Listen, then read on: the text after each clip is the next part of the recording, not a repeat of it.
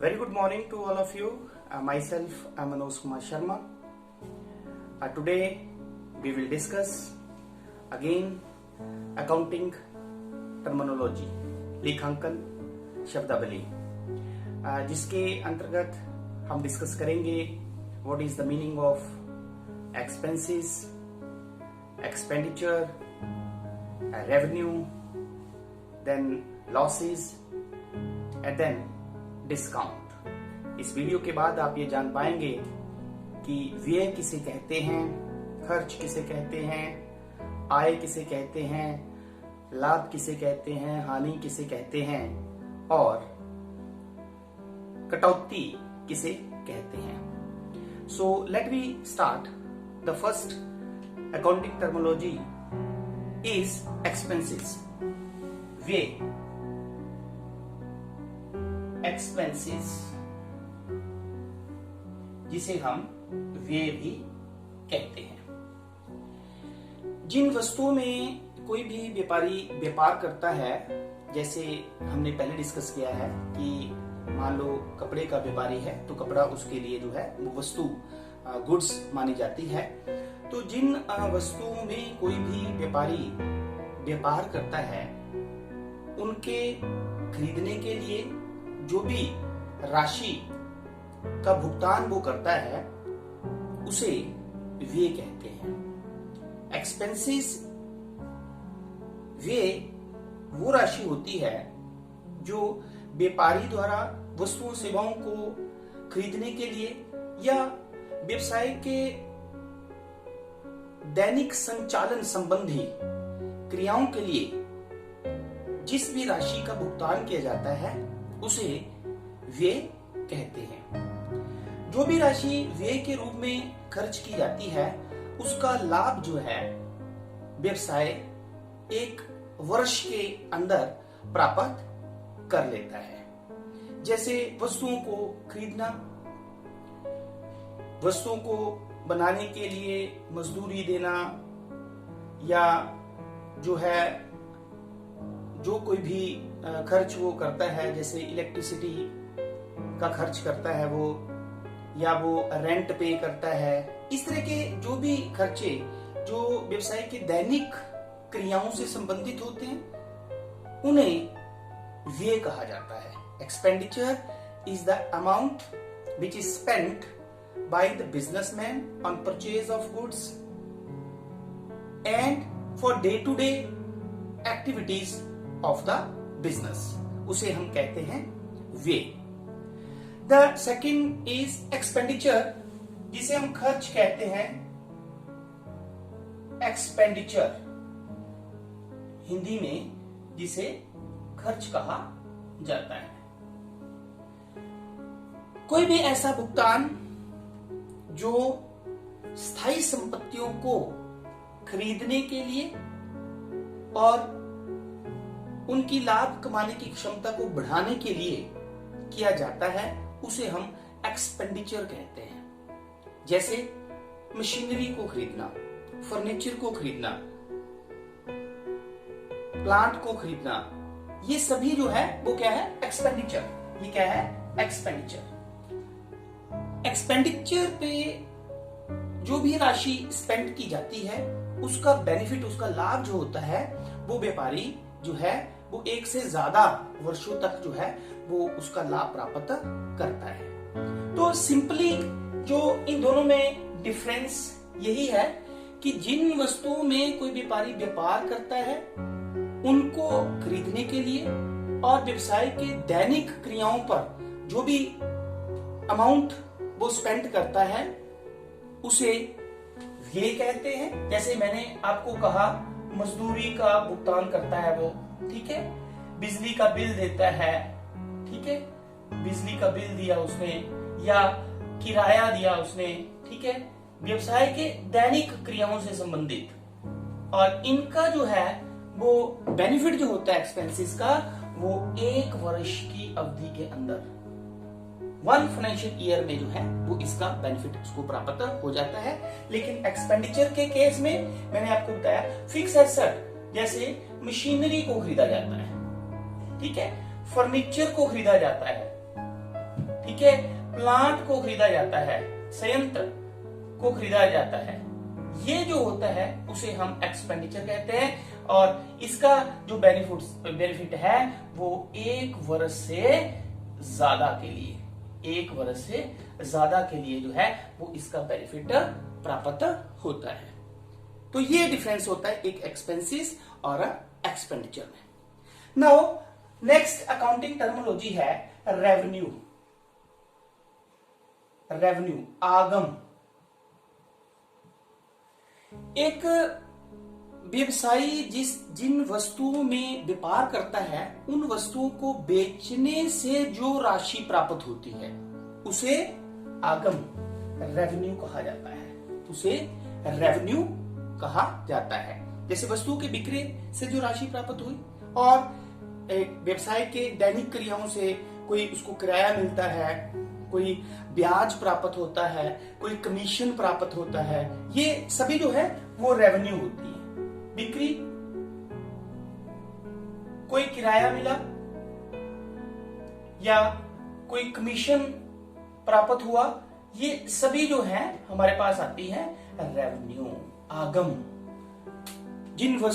जिन वस्तुओं में कोई व्यवसाय व्यापार करता है उन वस्तुओं के बेचने से या दैनिक क्रियाओं से जो कोई भी राशि एक व्यवसाय में प्राप्त होती है वह व्यवसाय की रेवेन्यू होती है, वह व्यवसाय की आगम कहलाती है। The next accounting terminology is profit. तो प्रॉफिट क्या होता है? Excess of revenue over expenses. Excess of revenue over expenses. एक व्यवसाय के जो भी खर्च होते हैं, जो भी व्यय होते हैं और जो भी आय होती है, उनके अंतर को यदि आय जो है वो ज्यादा है और व्यय जो है कम है तो उसे हम कहते हैं प्रॉफिट, लाभ। उसे क्या कहते हैं? प्रॉफिट, लाभ। Then similarly loss. इसमें लॉस क्या हो जाएगा? Excess of expenses over revenue या इनकम, रेवेन्यू या इनकम। तो किसी भी व्यवसाय में अगर उसके खर्च जो हैं वो उसकी आगम से ज्यादा हो जाते हैं तो उसे हम कहते हैं लॉस। तो एक व्यवसाय को लॉस होता है क्योंकि खर्चे ज्यादा है और उसकी आय जो है वो कम है। लेकिन प्रॉफिट के केस में अगर इनकम, आय जो है, आगम जो है वो ज्यादा होती है और जो है वो एक्सपेंसेस कम होते हैं तो एक व्यवसाय को जो है वो प्रॉफिट होता है। The next accounting terminology is discount, जिसे हम कटौती भी हिंदी में कहते हैं। राशि में दी गई किसी भी तरह की छूट, चाहे वो शीघ्र भुगतान प्राप्त करने के लिए दी गई हो या वह बिक्री को बढ़ाने के लिए दी गई है, उसे हम कटौती कहते हैं। Discount means any concession in amount which is given with the objective to get the payment quick or to increase the sale। राशि में किसी भी तरह की छूट जो राशि को जल्दी प्राप्त करने के लिए या बिक्री को बढ़ाने के लिए दी जाती है उसे हम कटौती कहते हैं। ये कटौती जो है, ये डिस्काउंट जो है हमारे पास दो तरह का होता है। ट्रेड डिस्काउंट, जिसे हम व्यापारिक कटौती कहते हैं, व्यापारिक कटौती, और देन कैश डिस्काउंट, जिसे हम रोकड़ कटौती कहते हैं, रोकड़ कटौती कहते हैं। तो कोई भी व्यवसायी जब अपनी बिक्री को बढ़ाने के लिए, ग्राहकों को आकर्षित करने के लिए जो है वो किसी भी वस्तु के सूची मूल्य पर जो छूट देता है उसे हम जो है वो व्यापारिक कटौती कहते हैं। Trade discount means any concession in amount which is given by the seller to buyer with the objective to increase the sale। विक्रय को बढ़ाने के लिए ग्राहकों को किसी भी विक्रेता द्वारा जो छूट दी जाती है उसे हम क्या कहते हैं? ट्रेड डिस्काउंट, उसे हम व्यापारिक कटौती कहते हैं। सेकंड इज कैश डिस्काउंट, इसको हम रोकड़ कटौती भी कहते हैं। राशि को शीघ्र प्राप्त करने के लिए, भुगतान को शीघ्र प्राप्त करने के लिए जब राशि में किसी भी तरह की छूट दी जाती है तो उसे हम रोकड़ कटौती कहते हैं। Cash discount is the concession given in amount with the objective to get the payment quickly. अगर किसी व्यक्ति ने किसी से पैसे लेने हैं तो जल्दी भुगतान करने के लिए उसकी राशि में जो वो कटौती, कुछ पैसा जो वो छोड़ देता है उसे हम रोकड़ कटौती कहते हैं। मैं एक एग्जाम्पल की सहायता से आपको समझाता हूं। जब कभी भी आप शॉप पे जाते हैं, बड़ी शॉप्स पे जाते हैं, तो वहां पे लिखा होता है, ऊपर शॉप से बाहर ही लिखा होता है कई बार 10% ऑफ, 20% ऑफ। इसका क्या मतलब होता है? 10% ऑफ, 20% ऑफ।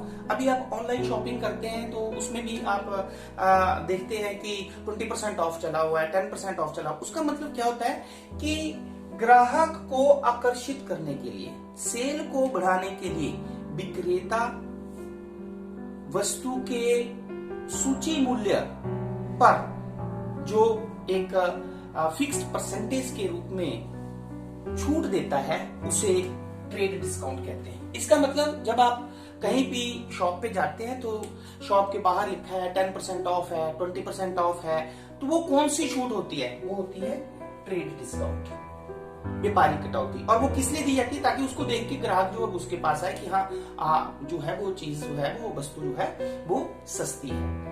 तो ट्रेड डिस्काउंट के केस में ऑब्जेक्टिव होता है विक्रेता का सेल को, विक्रय को बढ़ाना। लेकिन कैश डिस्काउंट के केस में क्या होता है? जो ट्रेड डिस्काउंट होता है वो दोनों तरह की, सेल आपको मैंने बताया है कि दोनों तरह की होती है। उधार विक्रय भी होता है, कैश सेल भी होती है और क्रेडिट सेल भी होती है। कैश सेल के केस में कैश उसी टाइम मिल जाता है, लेकिन क्रेडिट सेल के केस में क्या होता है, उधार विक्रय के केस में क्या होता है, वस्तुएं तो आप बेच देते हो लेकिन उसकी राशि जो है वो आपको भविष्य में प्राप्त होती है।